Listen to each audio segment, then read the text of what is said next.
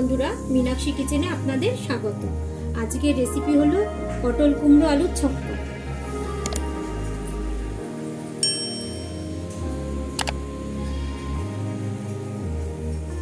এখানে আমি কুমড়ো আর আলু কেটে নিয়েছি আর এখানে পটল কেটে নিয়েছি। এবার কড়াইয়ে আমি সাদা তেল দিয়ে দিচ্ছি,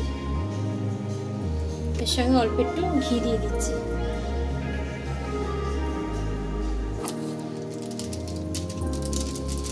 পটলের মধ্যে হলুদ আর নুন মাখিয়ে নিচ্ছি।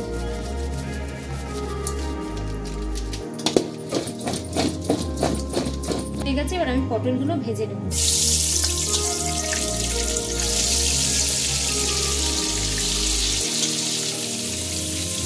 পটলগুলো আমি লাল লাল করে ভেজে নেব।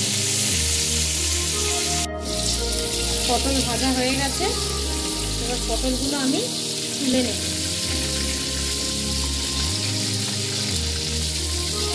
আমি ওই তেলের মধ্যে গোটা এলাচ, তেজপাতা আর পাঁচফোড়ন দিয়ে দিচ্ছি। আন্দাজ মতন পাঁচফোড়ন দিয়ে দিচ্ছি, কাঁচা ছোলা দিয়ে দিচ্ছি। এবার যে আমি এগুলো কেটে রেখেছি এগুলো এবার আমি দিয়ে দেবো। কুমড়ো আলু দিয়ে দেবো।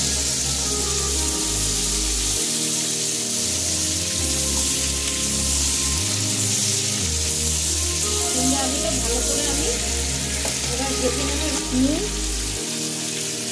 আন্দাজ মতো নুন দিয়ে দিতে হবে, হলুদ আর নুন দিয়ে আমি ভালো করে ভেজে নেব। ঢাকা দিয়ে ভেজে নেব। 2-3 মিনিট ঢাকা দিয়ে ভেজে নেব।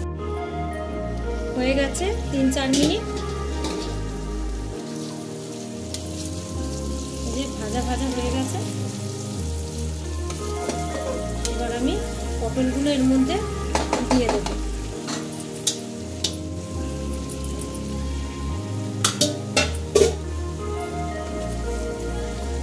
আমি আদা এর মধ্যে ঘষে দিয়ে দিচ্ছি।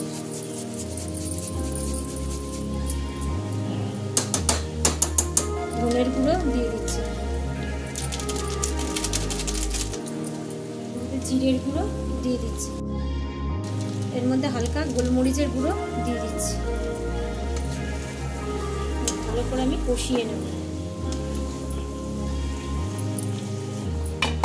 এবার আমি আবার 2-3 মিনিট ঢাকা দিয়ে রাখছি। হয়ে গেছে 3-4 মিনিট। এবার আমি ঢাকনা তুলছি। এবার আমি হালকা জল দিয়ে দিচ্ছি।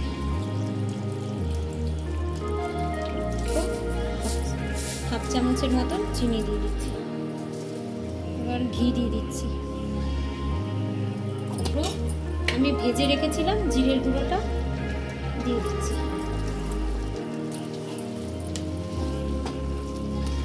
ফুটলে নামিয়ে নেব।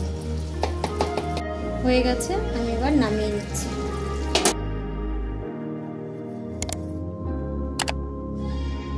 হয়ে গেছে, আমি এবার উপর দিয়ে আবার ভাজা জিরে গুঁড়ো ছড়িয়ে দিচ্ছি।